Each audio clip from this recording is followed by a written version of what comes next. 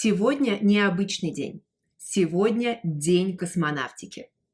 12 апреля 1961 года был совершен первый полет человека в космос. Этим человеком стал Юрий Гагарин. Его полет продлился 108 минут. За это время он облетел вокруг Земли. Именно поэтому сегодня я решила сделать видео, посвященное космосу и полетам. Мы с вами обсудим глаголы движения «летать» и «лететь» и разные приставки, которые в русском языке могут добавляться к этим глаголам. А в качестве примеров мы посмотрим фрагменты из нескольких популярных фильмов о космосе и о летчиках. Если это видео вам понравится, пожалуйста, дайте мне знать своими лайками, комментариями и подписками на мой канал. Это лучший способ помочь моему проекту. Друзья, если вы хотите изучать глаголы движения со мной, то я приглашаю вас на свой новый курс Russian Verbs of Motion Bootcamp. На этом курсе мы будем работать с вами несколько месяцев. Там будет огромное количество упражнений, аудио, текстов, новых слов и, конечно, моих самых подробных объяснений этой сложной и важной темы. Переходите на мой сайт russianfromtheheart.com. Там есть очень подробная информация о курсе. И записывайтесь. Курс начнется 7 мая. Также я хочу дать вам знать, что транскрипт этого урока с переводом самых важных выражений доступен на моем Патреоне.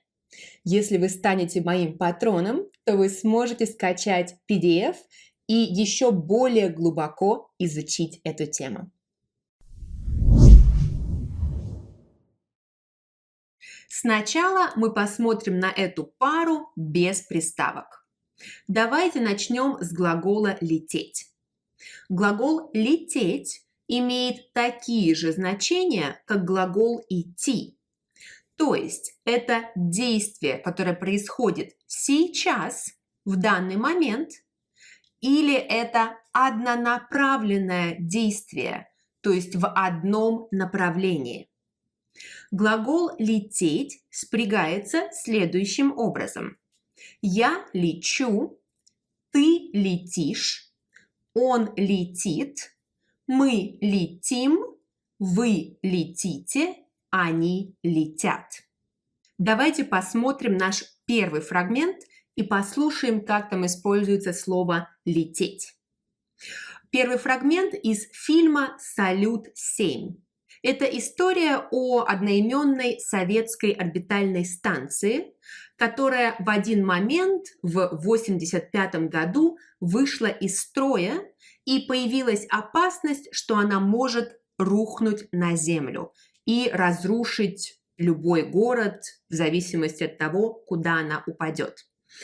И нужно было послать в космос космонавтов, которые могли бы вручную решить возникшие проблемы на станции и предотвратить эту катастрофу. Мы, к сожалению, пока не знаем, что произошло. Пытаемся разобраться. Если вы не знаете, что произошло, соответственно, вы не знаете, что делать. Это так? Мы знаем, что делать. Нужно лететь на станцию и там уже разбираться. Он сказал, нужно лететь на станцию. Лететь – это однонаправленное действие. То есть мы летим с Земли в космос, на станцию, в одном направлении. Теперь посмотрим на глагол «летать». «Летать» имеет те же значения, что глагол «ходить». То есть это действие, которое совершается обычно, часто, регулярно, или это не однонаправленное действие, то есть движение происходит в обе стороны. Глагол «летать» спрягается следующим образом. Я летаю, ты летаешь, он летает, мы летаем, вы летаете, они летают. Давайте посмотрим второй фрагмент и обратим внимание на то, как там используется глагол «летать». Этот фрагмент из фильма «Гагарин. Первый в космосе». Мы услышим диалог между Юрием Гагариным, первым человеком в космосе, и Германом Титовым. Он был вторым человеком, который отправился в космос. Гера, ну не надо переживать так. Ты ведь следующий. А программа у тебя в 100 раз интереснее. Хочешь? Местами поменяемся. Чего? Тысячи тысяч будут летать. Но запомнят первого. Понял? Актер, который играет Титова, сказал: «Тысячи тысяч будут летать». То есть он использовал «летать» в значении действия, которое будет повторяться многократно. И также будет многонаправленным. Космонавты будут летать с Земли в космос и обратно, в космос и обратно. Теперь мы посмотрим на значения приставок, которые мы можем добавлять к глаголам «лететь», «летать». Запомните главное правило. Когда мы добавляем приставку к этим словам, глагол «летать» с приставкой остается глаголом несовершенного вида. То есть у него есть прошедшее, настоящее и будущее время. Глагол «лететь» с приставкой становится глаголом совершенного вида. То есть у этих глаголов есть только прошедшее и будущее время. Наша первая приставка – приставка «по». Я называю ее самой нейтральной приставкой. Она обычно не добавляет никакого дополнительного значения глаголам движения. То есть если вам нужен глагол совершенного вида, но вы не хотите добавлять значения to arrive, to leave, to approach и так далее, вы просто берете приставку «по». Если мы добавим «по» к глаголу «лететь», у нас получится «полететь», и это означает to fly one time – полететь. Решите обратиться? Обращайтесь. А в космос мы на чем полетим? Ну, разумеется, на ракете. Не на метле же. Герой говорит: а в космос мы на чем полетим? What will we use to fly to space? Just to fly one time. На чем мы полетим? Следующая приставка. Приставка «при». Она уже имеет дополнительное значение. Она означает to arrive. Прилетать, прилететь. To arrive by means of flying. Давайте посмотрим пример и разберем его. Этот фрагмент из фильма «В бой идут одни старики». Он не о космонавтах, но о летчиках во время Второй мировой войны. Все прилетели? О. Так чего ж ты мрачный? Девятку жалко. Все прилетели. То есть все ли вернулись на самолетах? Все прилетели. Следующая приставка «у». Приставка «у» означает to leave. И наша пара примет вид глаголов улетать, улететь. Улетать опять глагол несовершенного вида, улететь глагол совершенного. Давайте посмотрим пример из того же фильма «В бой идут одни старики».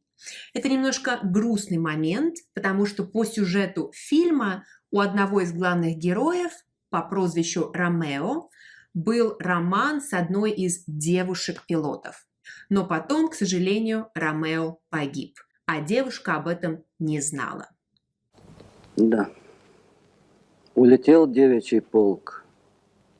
А может, это и лучше. Для нее Ромео еще живой. Итак, мы услышали фразу «улетел девичий полк». Девичий от слова «девушки», да, то есть это полк, regiment, который состоит из девушек. И он улетел, это глагол совершенного вида, то есть это случилось один раз. Следующая приставка. Приставка «до». «До» означает to reach the destination. До. Долетать, долететь. Как долетели? Кстати, Петя. Очень приятно. Как долетели, спрашивает солдат. То есть хорошо ли прошел ваш полет? Еще можно сказать, мы долетели очень быстро. То есть мы прилетели туда, куда планировали, быстрее, чем думали.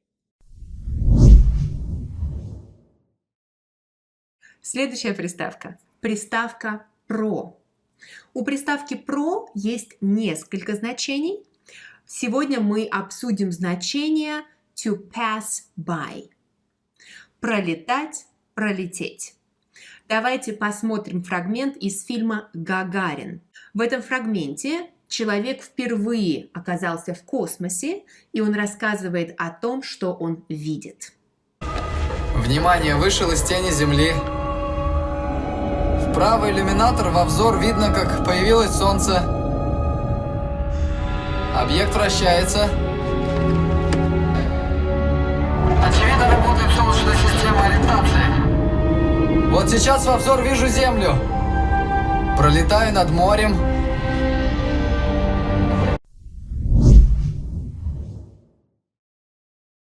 Следующая приставка «под». «Под» означает to approach. Подлетать, подлететь. Наш фрагмент «Пример этой приставки» будет снова из фильма «Салют-7».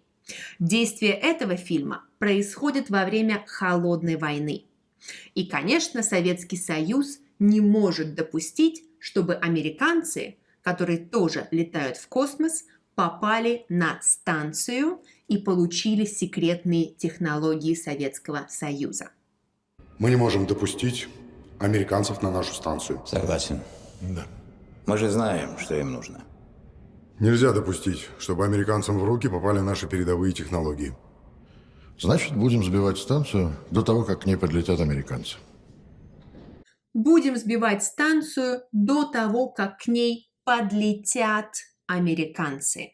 We will shoot down the station before the Americans approach it. Подлетят – это глагол совершенного вида, будущее время.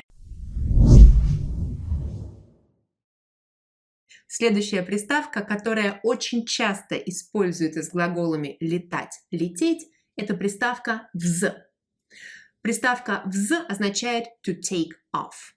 Взлетать, взлететь. Когда мы видим самолеты, мы говорим «самолет взлетает» или «самолет взлетел». CNN транслирует запуск американского шаттла. Вывести на большой экран. Что, мы не видели, как их шаттлы взлетают? Что, мы не видели, как их шаттлы взлетают? Haven't we seen how their shuttles take off? Взлетают глагол несовершенного вида, потому что командир полетов говорит о действии, которое происходит часто. Американские шаттлы взлетают часто. Ну и последняя приставка, о которой сегодня мне хотелось бы поговорить. Это приставка «об». Она означает to go around. Когда мы рассказываем о первом полете человека в космос, мы говорим, что Гагарин полетел в космос и облетел вокруг Земли. Когда он вернулся, он написал очень известную фразу. «Облетев Землю в корабле-спутнике, я увидел, как прекрасна наша планета. Люди, будем хранить и приумножать эту красоту, а не разрушать ее». Облетев is a participle. It means after I went around the earth. Облетев Землю. Юрий Гагарин написал прекрасные слова, с которыми я полностью согласна. Мне очень хочется верить, что наша планета станет прекрасным, спокойным местом, в котором все люди будут жить в мире. Друзья, это все, что я хотела рассказать вам сегодня. Если это видео вам понравилось, пожалуйста, поставьте лайк, напишите комментарий и подпишитесь на мой канал. Для меня это будет очень важно. Я надеюсь, что у вас и у ваших близких все хорошо. До встречи в следующем видео. Пока-пока.